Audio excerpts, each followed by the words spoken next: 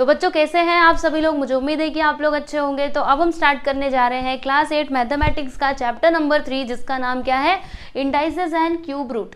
मतलब ये जो हमारा लेसन है ना, इसमें हम लोग एक तो इंडाइसेस के बारे में पढ़ेंगे, दूसरा क्यूब रूट के बारे में पढ़ेंगे। ठीक है, तो ये इंडाइसेस क्या होता है, इंडाइसेस मतलब क्या, इंडेक्स आपको पता है, इंडेक्स मतलब क्या होता है। जैसे कि मैंने यहाँ पर लिखा, देखो आपको बताती हूँ, मैंने यहाँ पे लिखा 5 का पावर 2। ठीक है, तो ये जो 5 है ना, इसको हम लोग क्या कहते हैं, बेस कहते हैं, और ये जो 2 है इसको हम लोग क्या कहते हैं, इंडेक्स कहते हैं, राइट।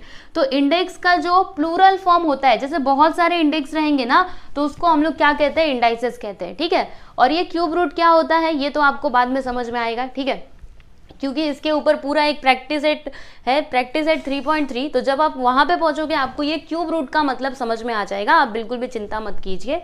ठीक है, धीरे धीरे हम लोग सारी चीजें देखेंगे। तो ये लेसन में ना 3 प्रैक्टिस सेट्स दिए गए हैं, प्रैक्टिस सेट 3.1, 3.2 और 3.3। ठीक है, तीनों के तीनों बहुत आसान है, बस आपको थोड़ा सा ध्यान देना है। बाकी ये तीनों प्रैक्टिस सेट्स आपको बहुत ही आसानी से समझ में आएंगे। ठीक है, तो आज हम लोग क्या करेंगे इस वीडियो में हम लोग करने वाले हैं प्रैक्टिस सेट 3.1। तो प्रैक्टिस सेट 3.1 को स्टार्ट करने के भी पहले आपको कुछ बेसिक चीजें बताती हूँ, है ना। बेसिक एक बार समझ लिया तो फिर प्रैक्टिस सेट के क्वेश्चंस तो आप खुद से भी कर सकते हो। तो देखो यहाँ पर एक्चुअल में तो हमें यही समझना है, लेकिन जो हमने क्लास 7th में लॉज ऑफ इंडाइसेस सीखा था उसको हम लोग थोड़ा सा रिवाइज कर लेते हैं। ठीक है, रिवाइज करना चाहिए। तो चलिए रेडी हैं सब लोग, पहले हम इसको समझते हैं। ये मैं आपको क्लास 7th का बता रही हूँ, जो आपने क्लास 7th में सीखा था। याद है आपको लॉज ऑफ इंडिसेस, याद होगा, बहुत सारे बच्चों को याद होगा, क्योंकि हमने ये बहुत ही अच्छे तरीके से इसकी पढ़ाई की थी, है ना। एक्चुअल में तो हमें ये समझना है, लेकिन जो हमने पहले सीखा था उसको थोड़ा सा रिवाइज करते हैं। ओके, तो देखो यहाँ पे अगर ऐसा है a⁻m कैसे पढ़ा जाता है इसको आपको पता है ना, a⁻m इंटू a⁻n। तो यहाँ पे अगर आप देखोगे तो बेस क्या है, सेम है। ठीक है, और दोनों के बीच में क्या है, मल्टीप्लाई। तो जब भी ऐसा कुछ होता है, बेस सेम होते हैं, तो इनके जो पावर्स होते हैं, यानी जो इनके इंडेक्स होते हैं, वो क्या होते हैं, आपस में प्लस हो जाते हैं। ठीक है, तो इसको हम लोग कैसे लिख सकते हैं, बेस सेम है ना, तो एक ही बार लिखना। ओके, फिर इन दोनों को आप प्लस कर दीजिए। देखो एक बात बताऊं आपको, ये जो चीजें है ना, ये बहुत ही ज्यादा इंपॉर्टेंट है, क्योंकि जब भी आप क्लास 11-12 में जाओगे ना, तो वहां पे कई सारे बच्चे ना फिर इधर ध्यान नहीं देते। ठीक है, तो जब वो 11-12 में जाते हैं ना, फिर वहां पे उनको प्रॉब्लम होती है, ये प्लस करना है, माइनस करना है, ये कैसे प्लस हो गया। इसीलिए यहाँ पे जो चीजें अभी आपको पढ़ाई जा रही है उसको आप लोग ध्यान से समझिए, ताकि आगे चल करके आपको कोई भी प्रॉब्लम ना हो। ठीक है, तो जब भी बेस सेम रहते हैं तो पावर्स क्या होते हैं, ऐड हो जाते हैं। क्लियर है। चलो अब देखो यहाँ पर क्या है, और जब भी उनके बीच में मल्टीप्लाई रहता है तब जाके पावर्स को प्लस करना है। ओके, लेकिन अगर डिवाइड रहा तो फिर देखो यहाँ पे बेस क्या है, सेम है, और यहाँ पे क्या है, डिवाइड। तो जब भी डिवाइड रहता है ना, तो फिर पावर्स क्या होते हैं, माइनस हो जाते हैं, सब्ट्रैक्ट होते हैं। जैसे कि यहाँ पे मैंने बेस लिखा a, और फिर इसका पावर क्या लिखूंगी, m-n।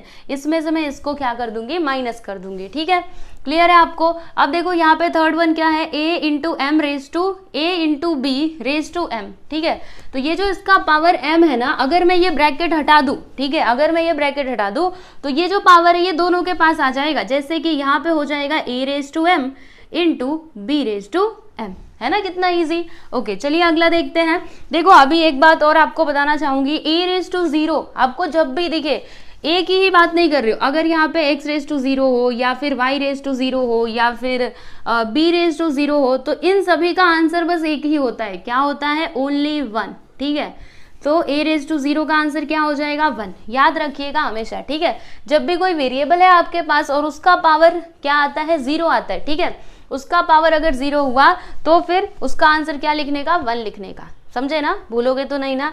चलिए फिर देखो यहाँ पे a रेज टू -m। अब मुझे क्या करना है ना, ये जो -m है ना, इसे मतलब यहाँ से माइनस मुझे हटाना है।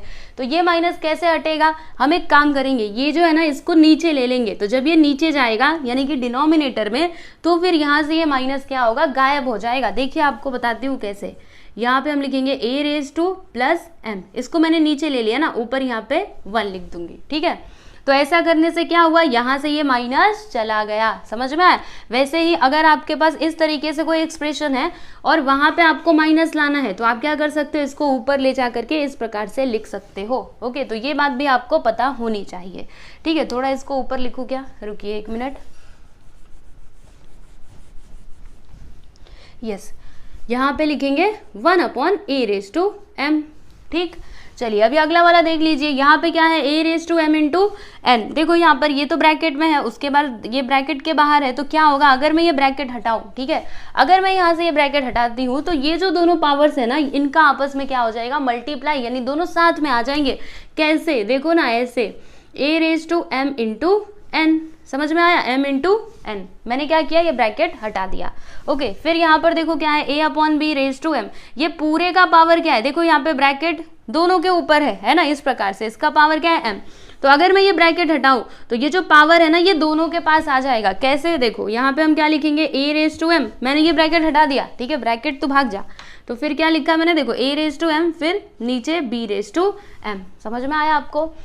अभी लास्ट वन भी समझ लीजिए, ये भी आपको पता ही रहेगा, क्लास 7th में ऑलरेडी आप ये सारी चीजें सीख चुके हो, लेकिन फिर से आपको मैं रिवाइज करवा रही हूँ ताकि आपको याद रहे ना, क्योंकि बार बार आपको ये बहुत ज़्यादा इंपॉर्टेंट है, ठीक है, आपको बार बार इनकी ज़रूरत पड़ेगी, इसीलिए इसको समझना चाहिए आप लोगों को, ठीक है।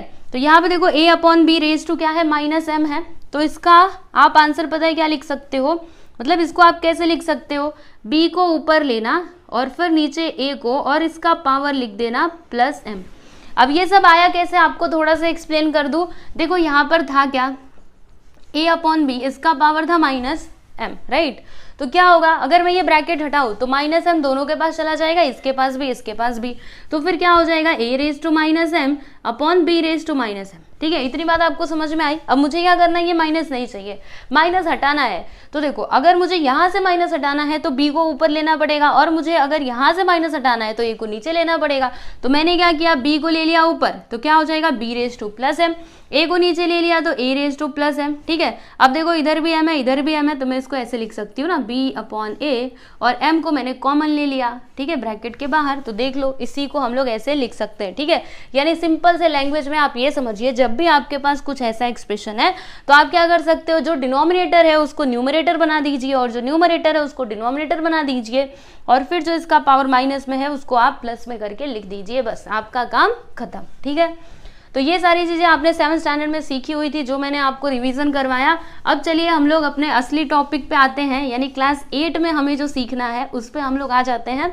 तो ये कंसेप्ट अगर आपने समझ लिया, फिर प्रैक्टिस एट 3.1 के क्वेश्चंस आप लोग कर सकते हो, ठीक है, क्योंकि वो सारे क्वेश्चंस बेस्ड है इसी कंसेप्ट के ऊपर। ठीक है, तो क्या लिखा है यहाँ पे, चलिए पढ़ते हैं। Meaning of the numbers when the index is a rational number of the form 1/n, यानी कि जब आपका इंडेक्स ना रैशनल नंबर के ये फॉर्म में रहेगा तो फिर उसका मतलब क्या होता है। इंडेक्स मतलब मैंने आपको अभी बताया था, जैसे कि यहाँ पे लिखा मैंने 2 और इसका पावर है 5, तो ये जो 5 है ना, इसको हम लोग क्या बोलेंगे, इंडेक्स बोलेंगे। इसको पावर भी कहा जाता है, इंडेक्स भी आप लोग बोल सकते हो। ठीक है, तो जब भी आपका इंडेक्स ये फॉर्म में रहेगा, वैसे तो हमने ये फॉर्म में देखा है, अभी तक तो हमने यहीं तक देखा था ना कि 2 का पावर 6 है, 2 का पावर 2 है, ऐसे हमने देखा था। कभी इस फॉर्म में देखा था क्या, जैसे कि 1/2 हो गया, 1/3 हो गया, नहीं देखा था ना। तो अभी यहाँ पर हम लोग यही चीज़ तो स्टडी करने वाले हैं कि अगर ऐसा रहा 2 का पावर 1/2 तो फिर इसका मीनिंग क्या होता है। ओके, तो देखो यहाँ पर मैं एक नंबर लेकर के बताती हूँ सिंपल सा, चलो 2 ही ले लेते हैं या फिर 3 ले लेते हैं। ओके, चलिए 3 ले लेते हैं। यहाँ पे मैंने लिखा 3⁻², यानी 3 का पावर 2, राइट। तो इसको हम लोग कैसे पढ़ते हैं, 3 का स्क्वायर, या फिर कहते हैं स्क्वायर ऑफ 3, है ना। इसको हम लोग कैसे पढ़ते हैं, स्क्वायर ऑफ 3, ठीक है, 3 का स्क्वायर। लेकिन अगर ऐसा है 3 का पावर 1/2, तो इसे हम लोग कैसे पढ़ते हैं, पता है आपको, ऐसे पढ़ते हैं, स्क्वायर रूट ऑफ 3। क्या बोलोगे बताओ, 1/2 आ गया तो स्क्वायर रूट ऑफ 3। और इसको लिखने का एक और तरीका है, कौन सा, वो भी आपको बता देती हूँ।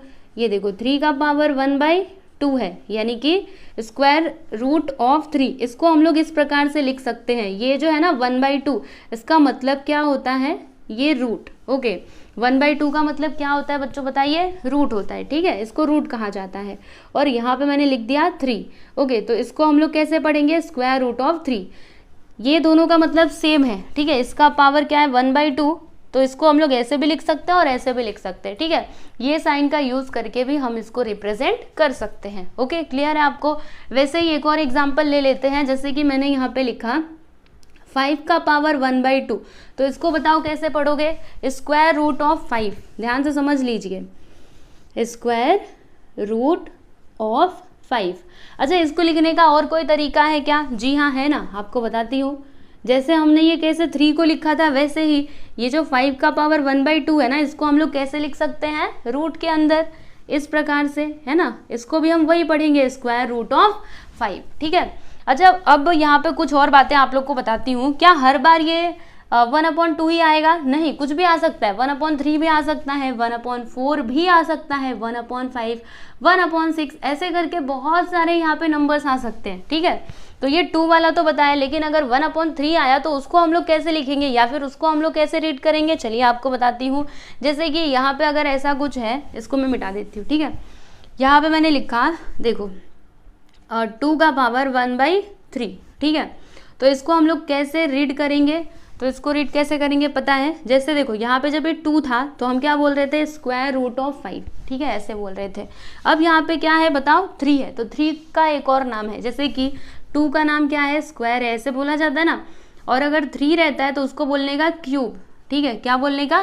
क्यूब। तो हम लोग क्या बोल सकते हैं? क्यूब रूट ऑफ 1/1 और फिर कुछ दिखे ना आपको तो रूट उधर लिखना ही है, आप ये तो समझ ही लो, ओके। तो क्यूब रूट ऑफ किसका है? क्यूब रूट है, लेकिन किस नंबर का? तो 2 का। तो यहाँ पर हम क्या लिखेंगे? 2, यानी 2 का क्यूब रूट, ओके। अच्छा, इसको हम लोग और किस तरीके से लिख सकते हैं? इस फॉर्म में लिख सकते हैं क्या? जी हाँ, इसको हम लोग ये फॉर्म में लिख सकते हैं। पर कैसे? देखो आपको बताती हूँ। यहाँ पे लिखने का ऐसा रूट, ठीक है, और यहाँ पे क्या है?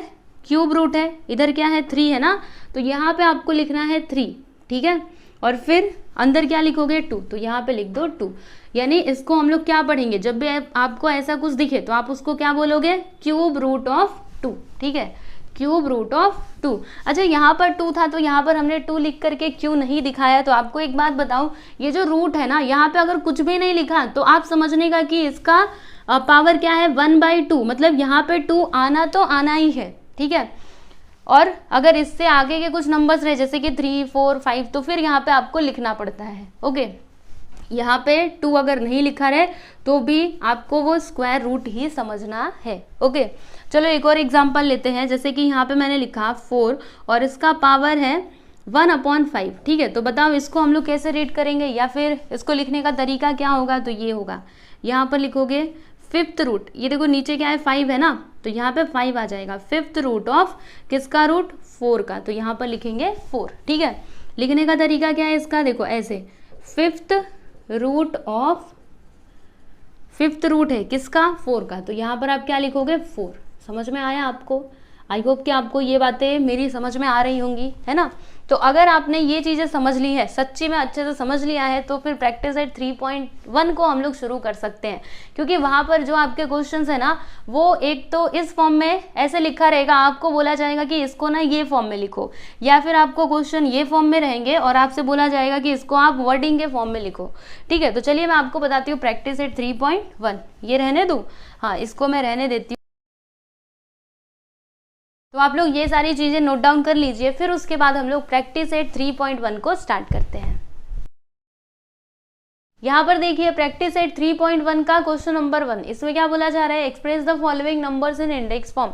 मतलब यहाँ पर ये जो नंबर्स दिए गए हैं ना, इन्हें हमें कौन से फॉर्म में लिखना है? तो इन्हें हमें लिखना है इंडेक्स फॉर्म में। इंडेक्स फॉर्म क्या होता है? जैसे मैंने यहाँ पर देखो लिखा 2 और इसका पावर 1/2, तो ये क्या हो गया? इंडेक्स फॉर्म हो गया, ठीक है। इसी को हम लोग क्या कहते हैं? इंडेक्स फॉर्म कहते हैं। तो यहाँ पर ये जितने भी नंबर्स दिए गए हैं, इन सभी को आपको ये फॉर्म में लिखना है, राइट। तो पहला वाला क्वेश्चन देखिए, इसका आंसर क्या होगा? देखो आपको बताती हूँ। यहाँ पे लिखा क्या है? 5th रूट ऑफ 13, यानी 13 का कौन सा रूट? 5th root, okay. तो यहाँ पर क्या है? 13 है, तो आप क्या लिखोगे? 13 लिखोगे, राइट। और क्योंकि यहाँ पे रूट आया तो फिर ऊपर क्या आएगा? न्यूमरेटर में 1 आएगा, फिर डिनोमिनेटर में क्या आएगा? तो यहाँ पे क्या लिखा है? 5th root, okay. रूट आया तो 1 आएगा, वो तो हम जानते हैं, लेकिन फिर इसके ये पहले क्या लिखा है? 5th रूट, यानी कि नीचे क्या आ जाएगा? 5 आ जाएगा। इसको हम लोग कैसे रीड करेंगे? Fifth root of 13। Okay, fifth root of 13 इस प्रकार से लिखा जाएगा। ओके, तो ऐसे में आपको क्या चेक करना है, सबसे पहले आप देखोगे रूट दिखे मतलब आपको इस फॉर्म में लिखना पड़ेगा इसका पावर, ठीक है, 1/n के फॉर्म में लिखना पड़ेगा।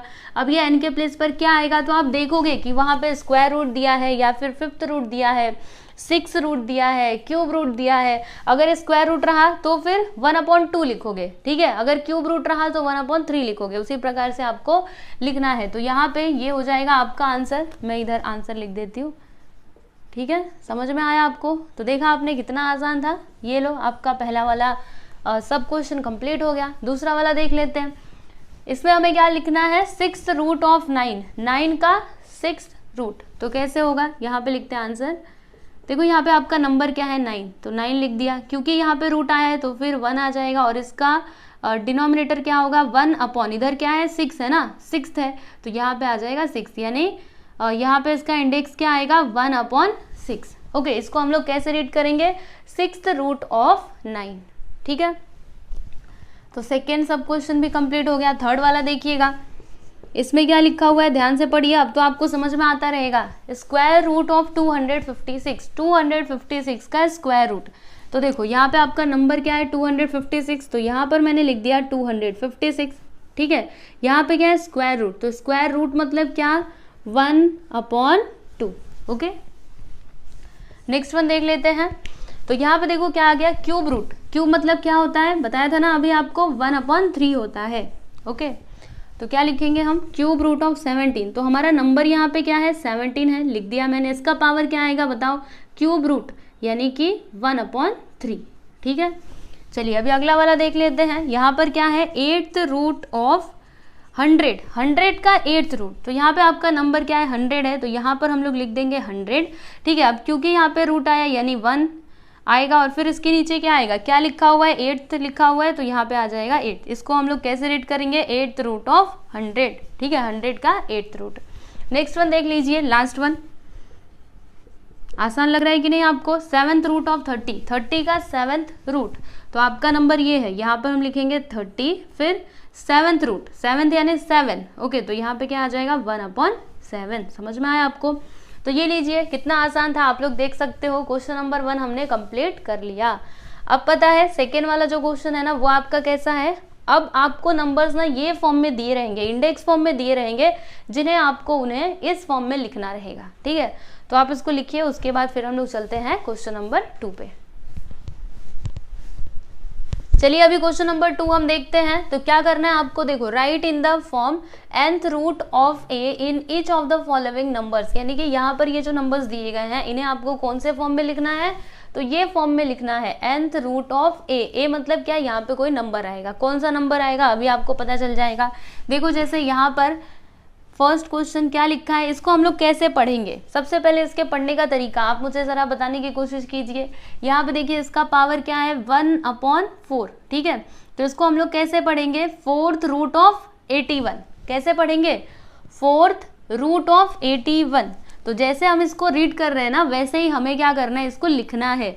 देखो यहाँ पे लिखेंगे हम इसका आंसर और फिर यहाँ पर क्या लिखेंगे 4th रूट ऑफ कौन सा नंबर है 81। तो यहाँ पर आप क्या लिखोगे 81। ओके, फिर उसी तरीके से आपका सेकेंड वन भी है।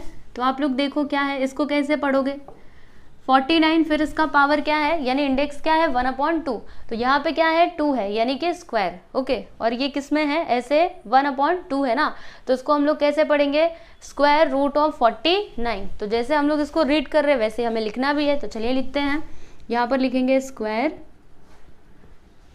Root of 49। समझ में आया, यस। अब अगला वाला देखिएगा क्या है, यहाँ पर देख करके समझ जाइए 15 और 1/5। तो इसको कैसे पढ़ेंगे 5th रूट ऑफ 15, यहाँ पे 5 है ना, तो क्या लिखोगे 5th रूट ऑफ 15। अगला वाला देख लीजिए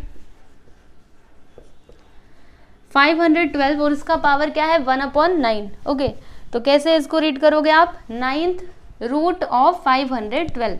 तो जैसे इसको रीड किया वैसे ही लिखना भी है। क्या लिखोगे 9th की स्पेलिंग ये होती है। ओके, याद रखना NINTH। Okay, 9th root of 512, ठीक है। अब अगला वाला देख लीजिए, क्या है यहाँ पे देखो 19th रूट ऑफ 100, तो कैसे इसको आप लिखोगे। 19th का स्पेलिंग देखो, इन दोनों में कंफ्यूजन बिल्कुल भी नहीं। यहाँ पे मैंने क्या लिखा था NINTH, और यहाँ पे आपको क्या लिखना है NIN, और फिर यहाँ पे लिखना है E, ठीक है, NINE, और फिर यहाँ पे TEE 19th, ओके, ऐसे 19th ये होती है इसकी स्पेलिंग, और इसका स्पेलिंग आपको पता चला ना, तो ऐसे आप कंफ्यूज मत होइएगा। 19th रूट ऑफ क्या लिखेंगे हम 100, ओके, क्लियर है। अभी ये लास्ट वाला देख लेते हैं, तो क्या है यहाँ पर 7th रूट ऑफ 6, तो वैसे ही लिखेंगे 7 की स्पेलिंग क्या होती है आपको पता है 7, और फिर यहाँ पे TH लगा दीजिए 7th रूट ऑफ 6, ओके। तो इस प्रकार से आपका जो सेकंड क्वेश्चन है वो कंप्लीट हुआ। तो आप लोग ये सॉल्यूशन एकदम अच्छे से देख लीजिए, ठीक है, बहुत ही ज़्यादा इजी है। मुझे ऐसा लग रहा है कि आप लोग को समझ में आया ही रहेगा, है ना। समझ में आया कि नहीं कमेंट करके ज़रूर बताना, और अगर आपको ये वीडियो अच्छा लगे तो लाइक भी कर देना साथ ही साथ। तो यहाँ पे फाइनली आपका जो ये जो है प्रैक्टिस एट 3.1 ये हमने कंप्लीट कर लिया, आप लोग देख सकते हो। अब इसके आगे 2 और आपके एक्सरसाइज दिए गए हैं, एक्सरसाइज 3.2 और 3.3। तो एक्सरसाइज 3.2 को हम लोग नेक्स्ट वीडियो में करेंगे, फिर उसके आगे आने वाले वीडियो में 3.3 को हम लोग कंप्लीट कर लेंगे। और आप लोग को एक और बात बता दूं कि जो आपके पिछले 2 लेसन हैं, यानी कि lesson number 1 and lesson number 2 already मैंने कंप्लीट करवाया हुआ है, तो आप लोग प्लेलिस्ट में जा करके वो सारे वीडियोस जरूर देखिएगा और अपनी पढ़ाई बहुत ही अच्छे तरीके से कीजिएगा। और अगर आपको कुछ भी डाउट रहे तो आप लोग मेरे से कमेंट करके पूछ सकते हैं, ठीक है। और आप लोग हमारे टेलीग्राम चैनल से भी ज़रूर जुड़िए, ओके। तो चलिए इसी के साथ ही अभी हम चलते हैं और मिलते हैं अगले वीडियो में प्रैक्टिस एट 3.2 के साथ।